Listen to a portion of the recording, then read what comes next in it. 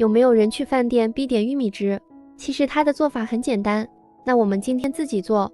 选玉米的话，最好是选这种新鲜的水果玉米，先给它中间切开，再竖起来给它一劈两半。切的时候一定要小心一点，因为我们要取下它的玉米粒。你直接用刀给它削也可以，但是这种方法可以把玉米粒完整的给它剥下来，而且还特省事。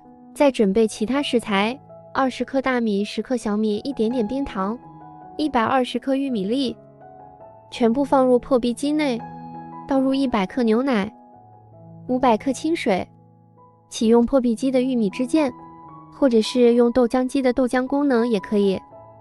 破壁机是直接可以给它煮熟的，这个时候就不用管它了。中间记得把冰糖给加进去，很快玉米汁就做好了。我今天做的这个比例，它是稍微有一点浓稠的，就像酸奶一样。如果你喜欢喝稀一点的，那就再多加一点清水。这个玉米汁真的是好好喝呀，在饭店里这一扎得卖38块钱，有时间你们也试试吧。